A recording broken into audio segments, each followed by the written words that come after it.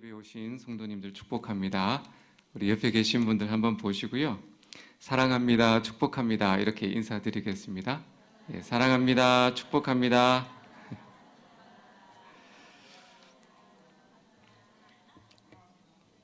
네. 네, 우리 그 인생을 우리가 요즘에는 80년 이상을 살지만은 60년으로 한번 생각해 보고요. 이런 문구가 있었습니다. 60년을 사는 사람들은 무엇을 기다리면서 5년의 시간을 보낸다. 격언인지 속담인지는 잘 모르지만 그런 문구가 있었습니다. 그러니까 60년 인생의 12분의 1을 사람들은 무엇을 기다리는데 시간을 이제 쓴다는 그런 이제 이야기입니다. 생각해 보면 일리가 있는 말이더라고요. 돌아보니까 약속한 장소에 친구를 기다리기도 하고, 또 우리가 횡단보도에서 신호등을 빨간불 신호등을 기다리기도 합니다. 또 우리가 마트에서 물건을 사고 계산대에 줄을 서서 기다립니다. 또 좀 길게는 우리가 종합병원이나 대학병원에 가면 너무 많은 예약이 있기 때문에 1시간 이상을 기다려야 됩니다. 우리 청소년들은 좋아하는 가수들 콘서트장에 티켓을 구매하려고 밤새서 그렇게 그 예매표를 콘서트 예매를 기다리고요. 또 새로 나온 좋은 핸드폰을 사기 위해서 사람들이 줄 서서 기다리는 것을 종종 TV에서 보게 됩니다. 어떤 우리 여성분들은 군대 간 남자친구를 기다리는 거예요. 이제 옛날에는 좀 길었고 지금은 2년 가까이를 군대 간 형제를 기다리는 그런 우리 여성분들도 있습니다. 왜 그런가 봤더니 나에게 가치 있다고 생각되는 것을요, 우리는 즐겁게 그리고 또 좋은 것을 기대하면서 그렇게 기다리며 살아가고, 다들 그렇게 살아가고 있는 겁니다. 여러분은 요즘에 무엇을 간절히 소원하면서 기다리고 계시나요? 아니면 과거에 여러분께서 정말 간절하게 기다려 본 그 무엇이 있는지 한번 떠올려 보세요. 그리고 그 기다림이 얼마나 오랫동안 그것을 기다렸는지를 한번 과거를 추억해 보시기를 바랍니다. 오랫동안 기다렸다가 그것이 이루어졌을 때 참 기뻤던 순간들이 아마 한두 번쯤은 다 있으셨을 거라고 생각이 됩니다. 결혼한 부부들은 자녀를 기다리잖아요. 근데 빨리 이렇게 자녀가 임신되면 잘 못 느끼는데 1년, 2년, 막 4, 5년 이렇게 기다리신 분들은 간절하게 자녀를 기다리잖아요. 그 자녀가 임신됐을 때 그 기쁨은 우리가 정말 이루 말할 수 없는 기쁨이 그들에게는 있는 겁니다. 각자마다 기다리는 이유와 내용은 다 다르지만요, 우리는 그것을 기다릴 것인지 아니면 기다리지 말 것인지를 선택하며 오늘을 살아가고 있는 그런 인생을 살고 있습니다.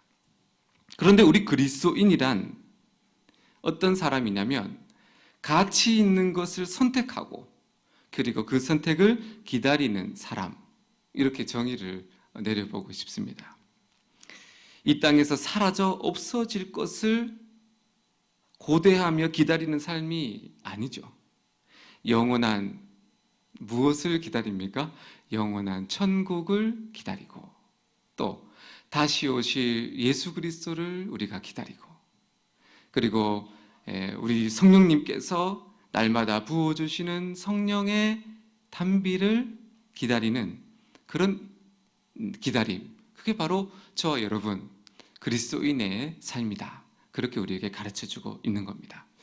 오늘 말씀에 본문에 등장하는 이 세례 요한이라는 인물, 여러분들이 한 번쯤은 들어보셨을 겁니다. 이 세례 요한은 한 평생을 두 개도 아니고 단 한 사람을 한 평생 기다린 그런 인물로 소개되고 있습니다. 세례 요한은 예수님과 같은 해에 태어났습니다.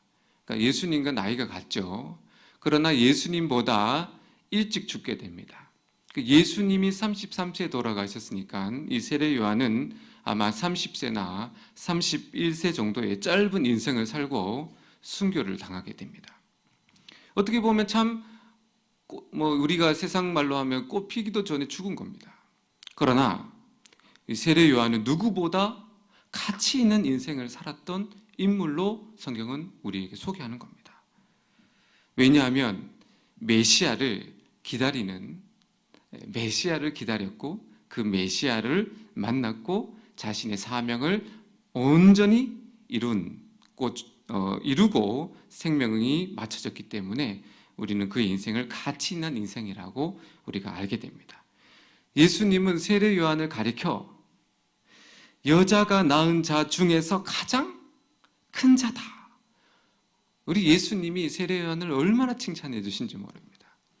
무슨 말이죠? 세상에 지금까지 태어난 모든 사람들 중에 세례 요한만큼 가치 있게 산 큰 자가 없다고 예수님이 그렇게 칭찬을 하셨다는 겁니다. 자, 그러면 우리가 이 세례 요한이 어떤 사람인지, 왜 그런 칭찬을 받았는지 우리가 한번 살펴보기를 원합니다. 세례 요한은 신분이 예수님처럼 예수님은 아주 가난한 요셉과 마리아의 그 자녀로 태어났지만 세례 요한은 신분이 굉장히 귀족으로 태어납니다.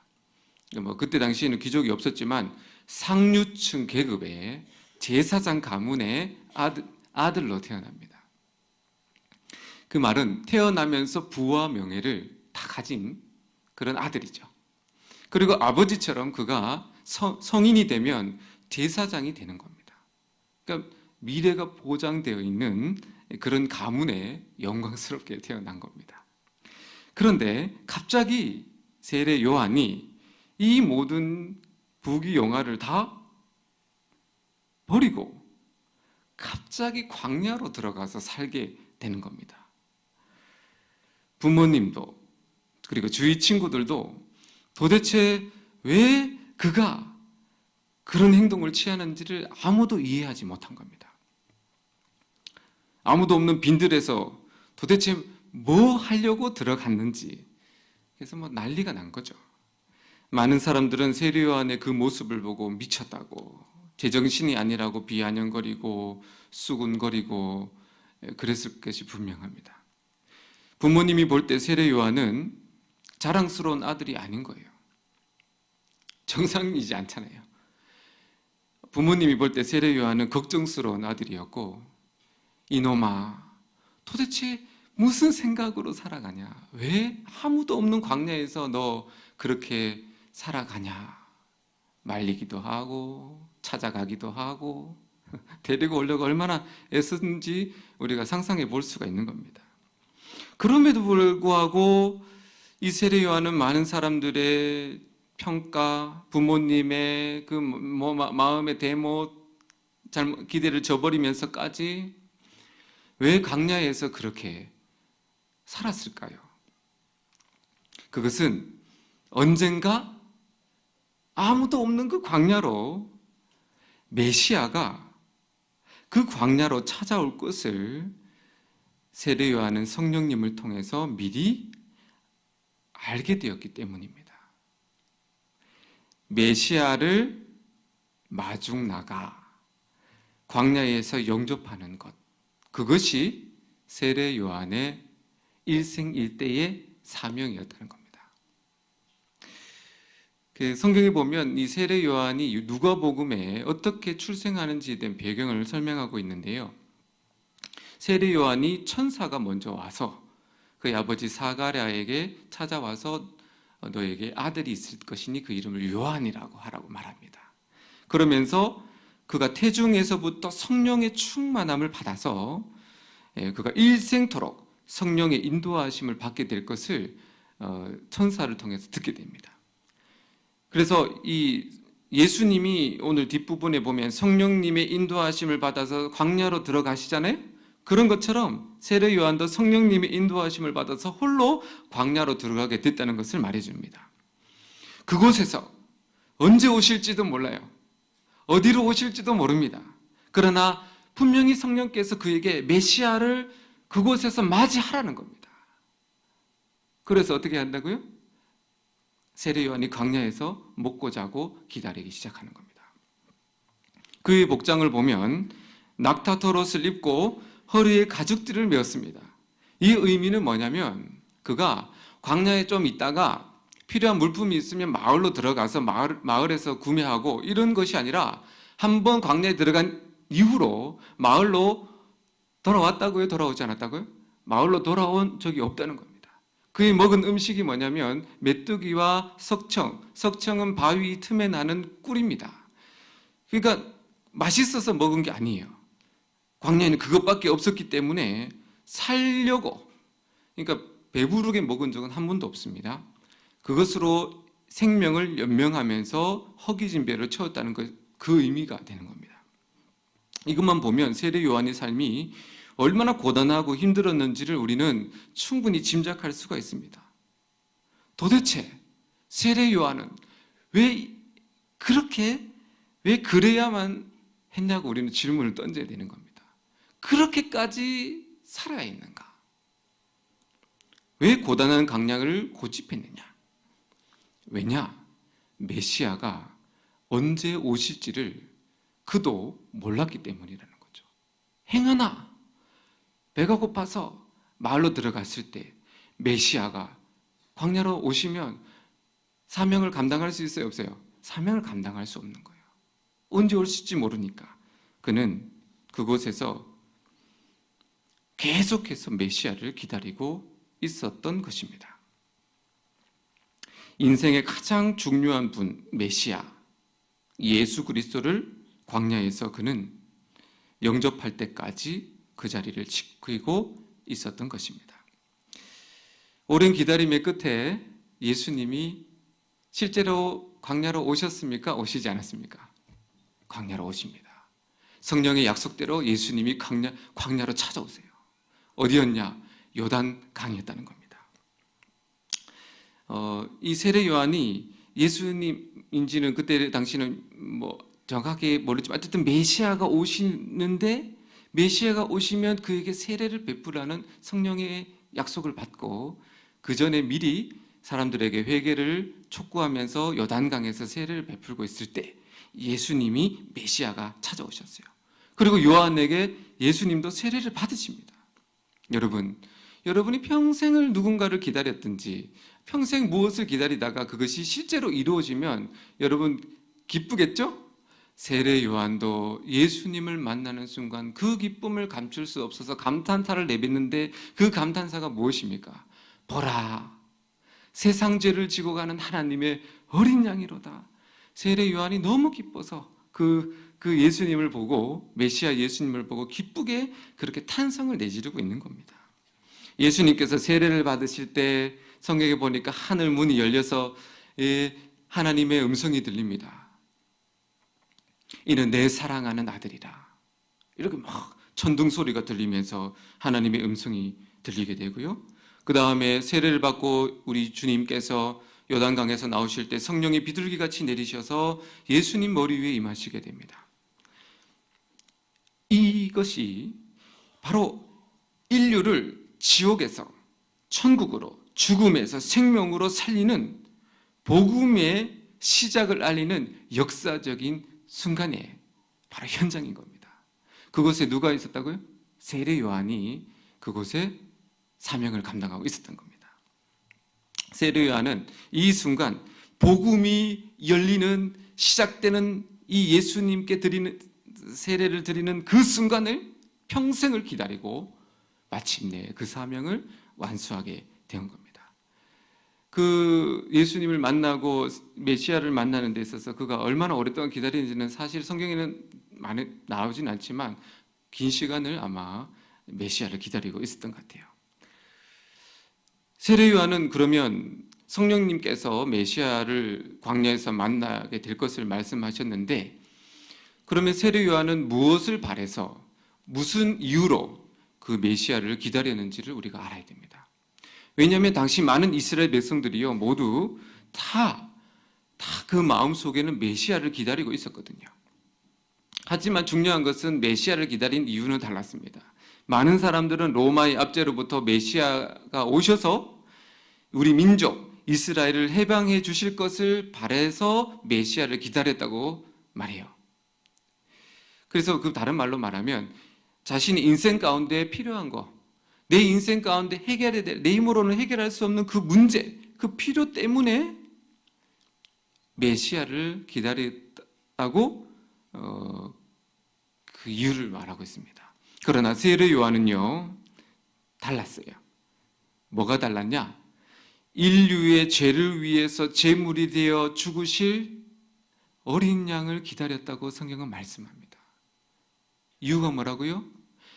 세례 요한은 예수님을 되게 메시아를 학수고대하면서 기다렸는데 그 마음의 동기가 바로 자신의 죄를 용서받기 위한 메시아를 기다렸다는 겁니다. 또한 우리 민족의 죄를 용서해 주실 메시아를 기다리고 있는 겁니다. 더 나아가 온 인류의 타락한 죄로 얼룩져서 타락한 이 세상에 제물이 되어주시고 이 세상을 구원해 주실 보배로운 피를 흘려주실 메시아를 기다린 겁니다. 똑같이 메시아를 기다렸지만은 달랐죠. 세상의 죄를 지고 가는 하나님의 어린 양을 세례 요한은 기다린 겁니다. 복음서에 보면 많은 사람들이 각자의 문제를 가지고 주님을 찾아옵니다. 대표적으로 가장 큰 문제, 질병, 의사들이 치료하지 못하기 때문에 질병을 때문에 찾아왔고, 두 번째는 영적인 문제, 귀신이 들렸기 때문에 귀신을 쫓아내달라고 예수님을 찾아옵니다. 그리고 마지막 세 번째는 먹을 것을 달라고 찾아옵니다. 그래서 오병이어의 기적 같은 것들이 우리 예수님께서 기적을 베풀어 주시죠. 그때마다 예수님께서 그들의 문제를 자상하게 다 문제를 해결해 주십니다. 그러면서 우리 예수님께서 뭐라고 말씀하시냐면 항상 그들에게 주시는 말씀이 있습니다. 그게 뭐냐면 너의 죄가 용서받았다. 예수님이 항상 네 죄 사함을 받았느니라. 네가 너의 믿음 때문에 구원받았노라. 예수님께서 그렇게 말씀하신다는 겁니다. 우리의 죄가 용서받아야, 쉽게 내 영혼이 잘 되어야 어떻게 된다고요? 범사가 잘 됨을 예수님께서 가르쳐 주시는 겁니다. 여러분이 많은 기도의 제목들, 많은 또 인생의 숙제들이 있죠. 그래서 우리가 그것을 가지고 예수님께 나오지만 항상 예수님은 1차적으로 저와 여러분에게 무엇을 선포하신다고요? 여러분의 죄 사함을 선포하신다는 겁니다. 왜 그렇습니까? 내 죄가 용서받을 때, 저와 여러분의 죄가 씻음 받을 때, 우리 모든 죄로 말미암아 이 인류의 죄로 말미암아 찾아온 모든 걱정과 근심과 염려와 눈물과 아픔들이 죄를 떼어놓고 세상의 문제들이 해결될까요? 되지 않을까요? 해결이 안 된다는 겁니다. 그래서 1차적으로 예수님은 인류의 죄를 해결하시기 위해서 이 땅에 내려오셨고, 항상 예수님은 여러분을 만날 때마다 네 죄가 사함 받았노라. 이것을 우리 예수님께서 선포해 주시기를 원하시는 겁니다. 하루는 예수님께서 가버나움이라는 성에 어떤 집에서 말씀을 전하실 때 중풍병자와 4명의 친부가 예수님께 이 병을 고침받고 싶어서 찾아오게 됩니다. 그런데 보니까 그 집은 이미 발 디딜 틈 없을 정도로 집안에 사람들로 가득 차 있어서 들어갈 수가 없습니다. 심지어는 예수님 한번 만나고 보고 싶어가지고 그 집을 주위에 수천 명이 지금 그 집을 둘러싸고 있습니다. 그러니까 중풍병자가 들어갈 길이 없어요. 성경에 보니까 어떻게 했냐? 지붕을 올라갑니다. 그리고 우리처럼 그때 집은 콘크리트가 아니라 볏짚과 흙으로 돼 있어요. 그러니까 파면 파집니다. 그래서 구멍을 이만큼 내고 그 친구들이 어떻게 하냐면 줄을 침상채로 메고 왔기 때문에 양 침상 4명이니까 침상에 줄을 메어서 이렇게 지붕에서 밑으로 예수님이 있는 쪽으로 내린 겁니다. 예수님이 침상이 뚫려가 그 지붕이 뚫려서 이 침상이 내려오는 것을 광경을 보고 예수님의 첫 마디가 뭐였겠습니까? 소자야, 쉬운 말로 작은 자야, 내 죄사함을 받았노라. 좀 뜬금없지 않습니까? 중풍병자가 지금 지붕에서 내려오고 있는데 예수님이 큰 소리로 내 죄사함을 받았느니라. 그러면서 예수님이 뭐라고 말씀하시냐면 무리들에게 내가, 예수님입니다, 내가 죄를 사하는 권세가 있음을 많은 모든 사람에게 알기를 원하노라. 그렇게 말씀합니다. 예수님은 죄 사하는 유일한, 죄 용서하실 수 있는 유일한 분인 것을 예수님이 증거하신 겁니다. 그리고 나서 예수님이 이 중풍병자에게 명하시기를 일어나 내 상을 들고 걸어가라. 즉시로 이 중풍병자는 자기 상을 들고 대문을 열고 나가게 되는, 치유를 받게 되는 겁니다. 이처럼 예수님이 가는 곳마다 예수님은 그 믿음을 보시고 그들의 죄를 용서하시는 1차적인 사역을 감당하신 거죠. 또 하나 더 있는데요. 예수님께서 한 마을에 들어가셨는데 이번에는 나병 환자, 한센병, 문둥병 10명이 멀리 서서 소리를 지르면서 이렇게 예수님을 부릅니다. 예수 선생이여, 우리를 불쌍히 여기소서. 나병 환자는 정상인에게 접촉하면 율법적으로 죽여도 죄가 안 돼요. 나병 환자는 마을로도 들어올 수 없고 그리고 정상인들의 옆으로 올 수도 없습니다. 오다가는 죽으면 아무 누구에게도 말을 할 수가 없는 그런, 어떻게 보면 저주받은 병입니다. 멀리 서서 주님을 외칠 때 주님께서 10명에게 말씀하시길 제사장들에게 가서 너희 몸을 보이라. 그렇게 이제 명령하십니다. 그래서 그들이 그 말씀을 믿고 길을 돌아서서 제사장에게 몸을 보이러 가다가 놀랍게도 온몸이 깨끗하게 나음을 입습니다. 길 가다가 문둥병이 나아버린 겁니다. 자기들 10명이면 다들 놀랐겠죠. 막 자기 몸을 보면서 기쁨의 찬양을 부르겠죠.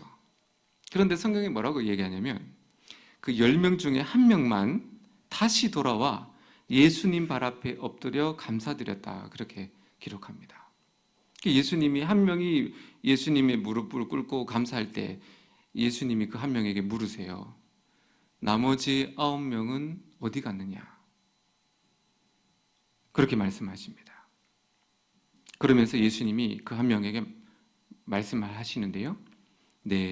너의 믿음이 너를 구원하였노라. 너의 믿음이 너를 구원하였노라.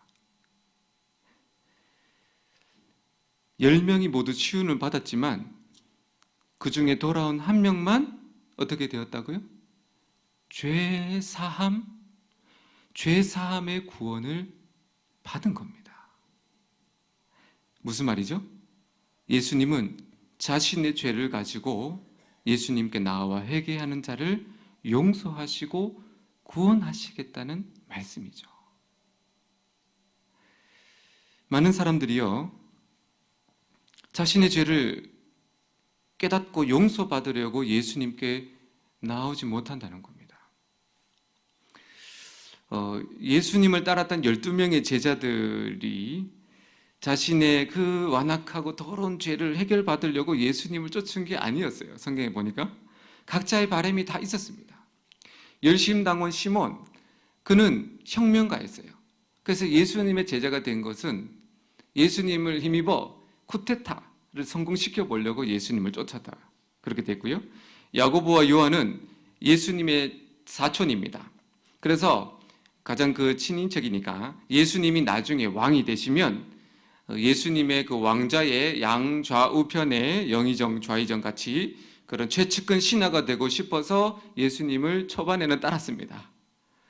진정 자신의 죄가 아프고 자신의 죄를 슬퍼해서 이 죄를 어떻게 해결할 수 있을까? 내 마음속에 이 많은 수많은 죄를 어떻게 용서받을 수 있을까? 그것을 용서받고자 예수님을 따른 제자들이 한 명도 없었다는 겁니다. 그런데 유일하게 세례 요한은 달랐습니다. 자신의 죄, 나라의 죄, 그리고 온 세상의 죄를 그는 아파했습니다. 예수님이 오시기 전까지는 이 수많은 죄를 해결할 방법이 없는 것을 알았어요. 아무리 회개하고 아무리 사람에게 애원하고 이 죄를 내 마음속에 있는 죄를 해결해 주시오. 절망적입니다. 죄를 깨달아도 이 죄를 용서해 줄 사람이 없었다는 겁니다. 예수님이 오시기 전에는. 그러니 어때요? 이 죄를 용서해 주실 수 있는 메시아 구원자를 학수고대하며 세례 요한이 기다린 겁니다. 왜요? 자신의 죄를 용서받기 위한 거죠. 사랑하는 여러분, 우리가 이 시간에 예배를 드리는 것은 구원을 받은 자녀로서, 죄 씻음 받은 자녀로서 그 구원의 기쁨을 감사하며 드리는 예배이죠. 또 하나는 우리는 여전히 오늘도 우리와 함께 하시는 예수님을 만나기를 원해서 그 예수님을 기다리면서 이 시간 예배를 드리는 겁니다. 그런데 우리는 꼭 기억해야 될 것이 뭐냐면, 허물과 죄로 얼룩진 나를 예수 그리스도의 보혈로, 예수님의 피로 죄 씻음 받고 용서받기를 원해서 유일하게 예수님만이 저와 여러분의 죄를 용서하실 수 있는 유일한 구원자인 것을 알기 때문에 우리는 지금 절로 가지 않고, 신천지로 가지 않고, 또 어디 있습니까? 이슬람으로 가지 않고 교회당으로 나온 겁니다. 왜요? 죄 용서받기 위해서. 교회의 주인은 예수 그리스도시기 때문에. 여러분, 절에 가면 예수님이 없기 때문에 용서받지 못하는 겁니다. 그래서 우리가 오늘 이 시간 예배드리고 이 시간 우리가 회개하고 기도하고 찬양하고 우리가 하는 모든 이유는 이곳에 예수 그리스도께서 있기 때문입니다. 예수님을 유일한 죄사함의 은총을 주시는 분이 예수님인 것을 믿으시기를 바랍니다. 예수님 빠지면 아무것도 아닙니다. 세례 요한이 광야에서 예수님을, 메시아를 기다리면서 복음을 전하는데요. 그 복음이 뭐였냐니까, 회개해라, 천국이 가까이 왔느니라. 세례 요한은 메시아를 기다리면서 다른 메시지는 한 번도 전한 적이 없어요. 그러니까 뭔만 전했냐? 회개해라, 회개해라. 근데 이 세례 요한은 좀 이 야성미가 넘쳤기 때문에 욕도 섞어서 했습니다. 그래서 그냥 회개를 하니까 사람들이 그냥 별로 이렇게 반응이 없으니까, 독사의 자식들아, 진노를 피해라. 여러분 상상해 보십시오. 독사의 자식들아. 우리말로 하면 도구입니다. 그래서 아주 그때 독사의 자식이 제일 심한 욕이었다면 우리 이 시대로는 아주 험악한 말로 회개라 이렇게 선포한 겁니다. 요한이 전하는 메시지의 핵심이 바로 회개였다는 거죠. 요단강에서 죄사함을 받게 하는 회개 세례를 계속해서 베풀어요. 왜 그렇게 했냐면 바로 회개 받게 하고 그리고 물 세례를 받게 함으로 메시아가 오실 길을 준비하는 겁니다. 사람들로 하여금 죄를 깨닫게 만들고 회개시키고 그 다음에 세례받게 하는 것이 바로 예수님이 오셔서 시작되게 될 십자가의 구원의 복음의 시작을 사람들로 하여금 준비시키는 게 뭐라고요? 회개라는 겁니다. 이사야 선지자가 이렇게 세례 요한이 대한 것을 수천 년 전에 이렇게 예언을 합니다. 광야에서 외치는 자의 소리가 있어 이르되 너희는 주의 길을 예비하라. 주의 오실 길을 예비하라. 모든 골짜기가 메워지고 모든 산과 작은 산이 낮아지고 굽은 것이 곧아지고 험한 길이 평탄하여질 것이요 모든 육체가 하나님의 영광을 보리라. 아멘. 이게 이사야가 세례 요한이 할 일을 예언한 겁니다. 무슨 말이냐면 메시아가 곧 오실 건데 죄를 회개하고 그 메시아를 만날 준비를 하라. 이제 이 말씀이죠. 골짜기는 깊이 패해진 거잖아요. 골짜기는 밑이잖아요. 그게 뭐냐? 우리가 살면서 받은 수치, 상처, 그리고 이제 그 다음에 그것으로 나타나는 열등감, 그 다음에 자괴감, 자신을 사랑하지 못하는 뭐 이런 쓴뿌리들이 골짜기로 보통은 의미가 됩니다. 산, 높은 산, 낮은 산. 이거는 뭐냐면 높아진 거잖아요. 우리 마음이 교만한 거예요. 우리 마음이 우월감을 가지고 다른 사람 판단하고 다른 사람 정죄하고 자기가 잘난 것처럼 그렇게 높아진 교만한 마음을 산으로 표현합니다. 굽은 곳, 고르지 못한 곳, 험한 길. 이것은 뭐냐면 우리가 살다 보니 죄성이 가득하잖아요. 그러니까 어떻게 됩니까? 타락해지는 거예요. 마음이 삐뚤어져요. 그러니까 굽은 길. 그러니까 늘 마음속에 삐뚤어진 마음으로 사람을 보고 미워하고 뭐 그냥 세상을 원망하고 뭐 이렇게 살아가는. 이게 모두가 다 뭐라고요? 죄라는 겁니다. 특별히 도둑질하고 간음하고 살인하고 이것도 큰 죄지만은 우리가 마음으로 하나님보다 다른 것을 더 사랑하는 거, 그 죄예요. 하나님 말씀대로 살기보다는 내 생각과 내 의지를 가지고 내 노력으로 살아가는 게 죄입니다. 그 모든 것들이 다 죄라는 겁니다. 여러분, 죄인입니까? 죄인 아닙니까? 우리 죄인입니다. 의로운 죄인입니다.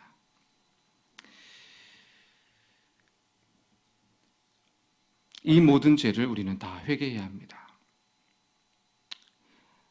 우리가 죄를 회개할 때 이런 삐뚤어진 마음, 굽은 거, 높아진 거, 골짜기, 사막의 음침한 골짜기, 우리가 죄를 회개할 때 우리 마음이 어떻게 되냐면 시온의 대로가 펼쳐집니다. 시온의 대로. 여러분 성경 시온의 대로, 넓은 대로가 펼쳐서 시온의 대로를 타고 누가 오시죠? 메시아가 오시는 겁니다.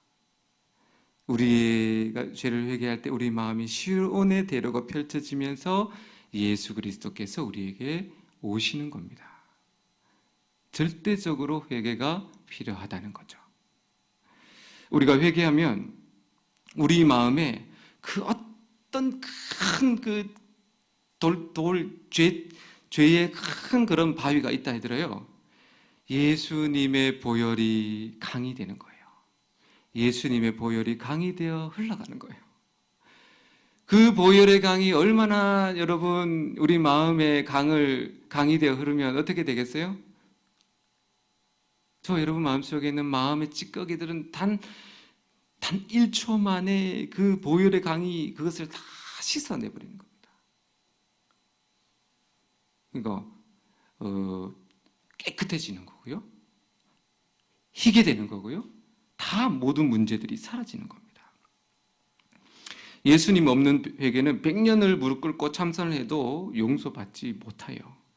예수님의 보혈만이 우리의 모든 죄를 깨끗하고 희게 해 주실 줄로 믿습니다.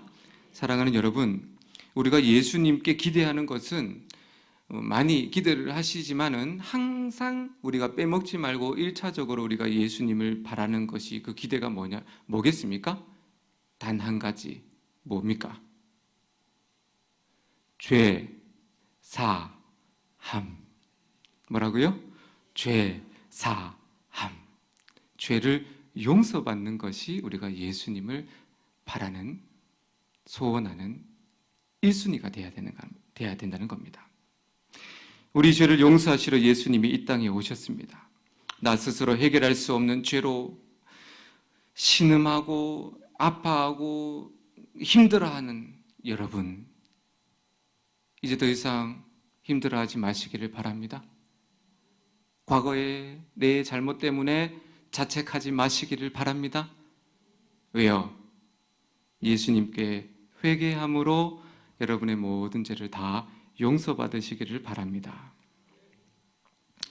우리 예수님은 회개하는 자를 진노하시거나 벌하시지 않고 용서하시는 완전한 사랑인 줄로 믿습니다. 하나님의 진노는 회개하지 않는 자에게만 유효합니다. 예수님의 진노는 회개하지 않는 자에게만 임합니다. 다른 말로 하면 아무리 많은 죄를 지어도 예수님께 나아가 잘못했다고 용서해달라고 회개하는 자는 다 용서받는 복음이 우리에게 있는 겁니다. 여러분, 세상에서 가장 큰 기쁨이 저는 용서받는 기쁨이라고 생각합니다. 용서받는 기쁨. 그래서 회개하면요, 우리 마음이 근심 걱정이 사라지고 마음이 막 평안이 일어납니다.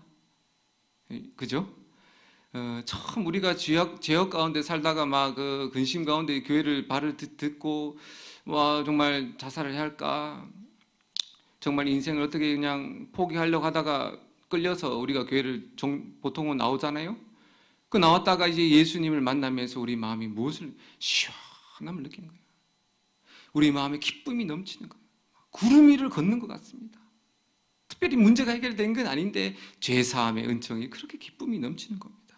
찬양이 넘치고 감사가 넘치고 이런 은혜 여러분 맛보지 아직 못하셨다면 여러분 회개의 그 큰 기쁨을 맛보시길 예수님 이름으로 축복을 드립니다.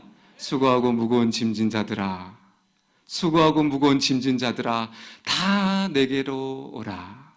내가 너희를 쉬게 하리라. 우리 주님이 약속하신 겁니다. 수고하고 무거운 짐진 자들아, 다 내게로 오라. 내가 너희를 쉬게 하리라. 2000년 전 세례 요한은 언제 오실지 모르는 메시아를 오랫동안 광야에서 기다렸습니다. 그냥 막연히 기다린 것이 아니라 자신의 죄를 아파하며 회개했고, 자신의 죄만 회개한 것이 아니라 많은 사람들이 요단강으로 몰려들 때 그들도 같이 함께 회개하자, 회개하자, 회개하자. 주의 오실 길을 예배하자. 그래서 다 같이 회개하고 예수님을 기다렸다는 것을 우리는 오늘 보게 되었습니다. 결국에서 그들은 다 예수님을 영접하게 되었습니다. 이제 우리는 어떻게 해야 될까요? 예수님은 재림하실 겁니다. 하늘 문을 여시고 천사들을 천군만마를 대동하고 천사들의 나팔 소리와 함께 존귀하신 예수님, 부활하신 예수님 다시 이 땅에 오시는 날, 그날을 성경은 종말이라고 말합니다. 그런데 우리는 이 종말의 날을 모릅니다.